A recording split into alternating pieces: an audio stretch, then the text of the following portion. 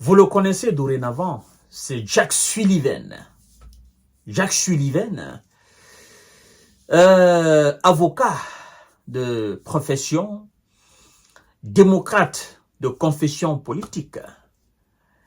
Monsieur Jack Sullivan, il est le conseiller à la sécurité nationale de la Maison-Blanche.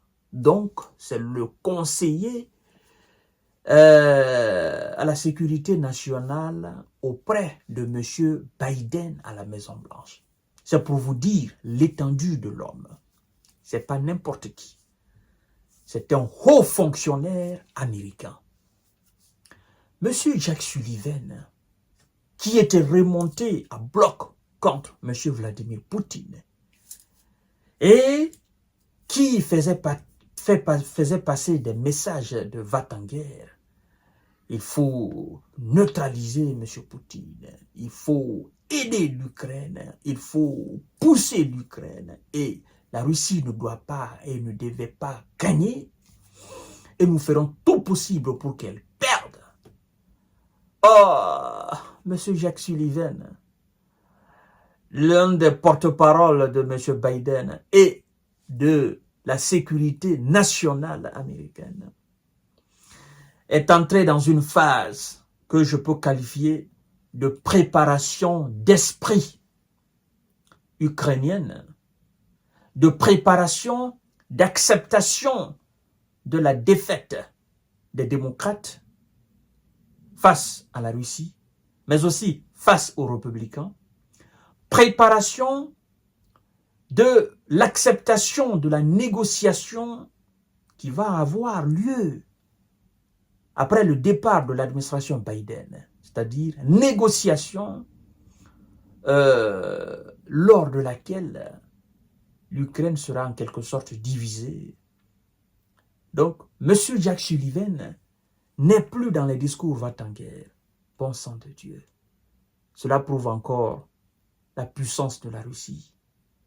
Ils ont essayé par la guerre, ça n'a pas marché. Le fournissement des armes, ça n'a pas marché. Les discours d'intimidation, ça n'a pas marché. Les sanctions, ça n'a pas marché. Les 4 ans de M. Biden à la tête de l'Amérique a été un échec total. La politique étrangère a été une politique étrangère désastreuse. M. Biden a échoué. De fond en comble, de long en large. Il part, il laisse un monde en guerre. Pas sa faute. C'est pas sa faute. Et je crois qu'il part avec cela, la conscience. La conscience n'est pas tranquille. Il a cela sur la conscience. C'était lors de la conférence de Yalta européenne stratégie organisée par le milliardaire ukrainien Victor quelque chose, Victor Penchuk. Monsieur Jack Sullivan a passé le message de la sécurité nationale américaine. Monsieur Jack Sullivan a passé le message de Biden.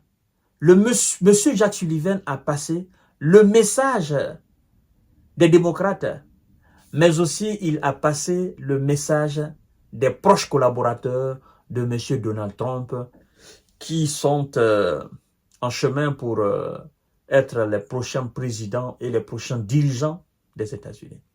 Écoutez ce qu'il a dit. Oh, Monsieur Zelensky, vous avez perdu. C'est bien dommage que ça se passe comme ça. Monsieur Jack Sullivan dit ceci, mesdames et messieurs, partagez la vidéo dans tous les groupes possibles. Des collaborateurs de Donald Trump ont d'ores et déjà laissé entendre qu'en cas de victoire, ils utiliseront l'aide américaine comme levier pour forcer Kiev à faire des concessions territoriales à la Russie afin de mettre fin à la guerre. Des proches collaborateurs de M. Donald Trump ont déjà dit que quand ils seront à la Maison-Blanche pour une deuxième fois là, le mois de novembre là, l'aide américaine là ils vont utiliser cela contre l'Ukraine. Pas pour l'Ukraine, mais contre l'Ukraine. C'est ce que ça veut dire. Nous coupons l'aide. Et il faut que vous arrêtiez la guerre. C'est tout simplement que ça. On ne vous aide plus. On ne débloque plus de milliards. C'est terminé. Tout ce qui a été débloqué devrait servir à faire des travaux ici aux États-Unis. Au lieu de cela, on vous a envoyé pour quel résultat? Vous êtes en train de vous remplir les poches de gauche à droite, vous les dirigeants, M. Zelensky et ses potes. Et puis vous passez tout le temps à demander encore davantage. C'est devenu un business pour vous. Il n'y a plus d'argent pour vous. La paix pour votre peuple.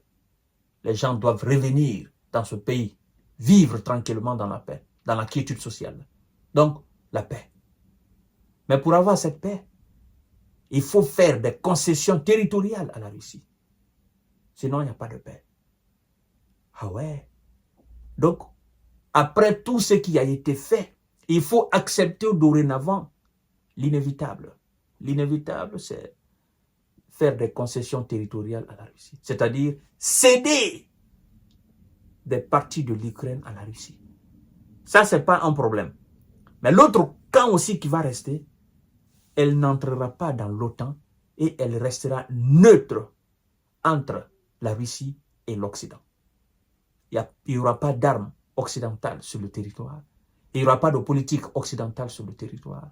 Il n'y aura pas d'armes russes sur ce territoire. Et il n'y aura pas de politique russe sur ce territoire. Ce territoire sera neutre et sera dirigé par un gouvernement ukrainien qui va diriger alors avec des décisions des fils et filles ukrainiens qui ne seront pas sous l'influence des États-Unis, encore moins l'influence de la Russie.